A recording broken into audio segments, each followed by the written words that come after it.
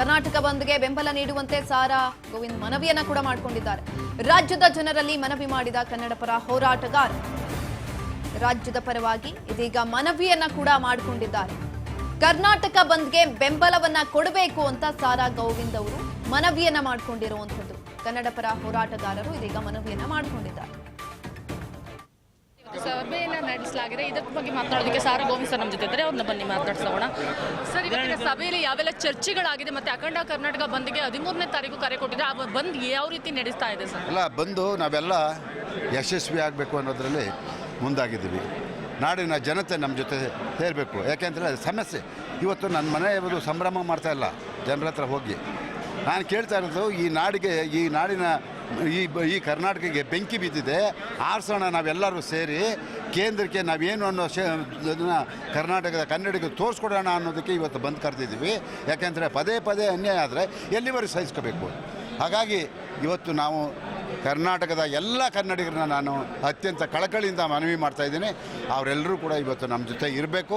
ಈ ಬಂದು ಯಶಸ್ವಿ ನಮ್ಮದಲ್ಲ, ನಿಮ್ಮದು. ಸರ್, ಈಗ 1991ರಲ್ಲಿ ಬಂಗಾರಪ್ಪ ಅವರು ಒಂದು ರೀತಿ ಮಧ್ಯಂತರ ಆದೇಶವನ್ನು ಹೊರಡಿಸಿದ್ರು ಸುಪ್ರೀಂ ಕೋರ್ಟ್ನ ಮೂಲಕ. ಈ ಬಾರಿಯ ನಮ್ಮ ಒಂದು CM ಕೂಡ ಅದೇ ರೀತಿ ಕಾರ್ಯಪ್ರವೃತ್ತಿಯನ್ನು ಮರಿತಾರೆ ಅಂತ ನಿಮಗೆ ಅನಿಸುತ್ತಾ? ನಮ್ಮ ರಾಜ್ಯದ ಮುಖ್ಯಮಂತ್ರಿ DK ಶಿವಕುಮಾರ್ ಅವರು ಮೊನ್ನೆ ಯಾವುದೋ ಸಂದರ್ಭದಲ್ಲಿ ಮಾತನಾಡುವಾಗ ನಾನು SM ಕೃಷ್ಣ ಮತ್ತು ಬಂಗಾರಪ್ಪನವರ ಶಿಷ್ಯ, ನಾನು ಜೈಲು ಮಂತ್ರಿ ಆಗಿದ್ದಾಗ ಇವತ್ತು ಜೈಲು ಮಂತ್ರಿ ಆಗಿದೆಯಾ, ಮುಂದಿನ ದಿನಗಳಲ್ಲಿ ನೀನು ಮುಖ್ಯಮಂತ್ರಿ ಆಗೋದು ಅಂತ ಅವರು ನನಗೆ ಆಶೀರ್ವಾದ ಮಾಡಿದರು. ಇವತ್ತು ಮುಖ್ಯಮಂತ್ರಿ ಆಗಿದ್ದೀನಿ ಅಂದರು. ಅವರ ಹೆಸರನ್ನ ಉಳಿಸ್ಬೇಕಾದ್ರೆ ಇವತ್ತು ಬಂಗಾರಪ್ಪನವರು ಏನು ತೀರ್ಮಾನ ತಗೊಂಡು ಸುಗ್ರೀವಾಜ್ಞೆ ಕಾವೇರಿ ವಿಚಾರದಲ್ಲಿ ಹೊರಡಿಸಿದ್ರು, ಅದೇ ತೀರ್ಮಾನಕ್ಕೆ ಬಂದರೆ ನೀವು ಈ ನಾಡಿನ ಜನ ನಿಮ್ಮನ್ನು ಗೌರವಿಸ್ತಾರೆ. ಬಂಗಾರಪ್ಪನವರಿಗೆ ತಕ್ಕ ಶಿಷ್ಯ DK ಶಿವಕುಮಾರ್ ಅವರು ಅಂತ ಹಾಡಿ ಹೊಗಳ್ತಾರೆ.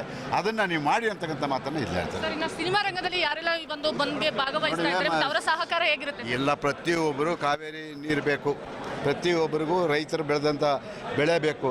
ಹಾಗಾಗಿ ಅವರಿಬ್ಬರಿಂದ ಚಿತ್ರರಂಗ ಆಗಲಿ ಮತ್ತೊಂದಾಗಲಿ ಬದುಕ್ತಾ ಇರೋದು. ಹಾಗಾಗಿ ಇವತ್ತು ಅಂಥವ್ರಿಗೆ ತೊಂದರೆ ಆಗಿರೋದ್ರಿಂದ ಇವತ್ತು ಯಾರೂ ಕೂಡ ಮನೇಲಿ ಕೂತ್ಕೊಳ್ಳಲ್ಲ, ಪ್ರತಿಯೊಬ್ಬರು ಭಾಗವಹಿಸ್ತಾರೆ, ಅದನ್ನು ಯಶಸ್ವಿಗೊಳಿಸ್ತಾರೆ. ಇದಿಷ್ಟು ಕೂಡ ಸಾರಾ ಗೋವಿಂದ್ ಅವರ ಮಾತುಗಳು. ಕ್ಯಾಮರಾಮನ್ ಶ್ರೀನಿವಾಸ್ ಜೊತೆ Vinutha H Raj news Kannada, Bengaluru. Yes, ನೋಡಿ, ಇನ್ನು ಸಾರಾ ಗೋವಿಂದ್ ಅವರು ಮಾತನಾಡಿದ್ದನ್ನು ಕೂಡ ನಾವು ಗಮನಿಸಿದ್ವಿ. ಎಲ್ಲೋ ಒಂದು ಕಡೆ ನಮ್ಮ ನೆಲಕ್ಕೆ ಬೆಂಕಿ ಬಿದ್ದಿದೆ, ಅದನ್ನ ಆರಿಸೋಣ ಬನ್ನಿ ಅಂತ ಕರೀತಾ ಇದ್ದೀವಿ. ಅದರ ಜೊತೆಯಲ್ಲಿ ಬಂಗಾರಪ್ಪನವರ ಶಿಷ್ಯ ಅಂತ DK ಶಿವಕುಮಾರ್ ಅವರು ಹೇಳ್ಕೊಂಡಿದ್ದಾರೆ. ಅದು ಉಳಿಬೇಕು ಅಂತ ಅಂದ್ರೆ ಇವರು ಕೂಡ ಅದೇ ರೀತಿಯಾದಂತಹ ಸುಗ್ರೀವಾಜ್ಞೆಯನ್ನ ಹೊರಡಿಸಬೇಕು ಅಂತ ತಿಳಿಸಿದ್ದಾರೆ.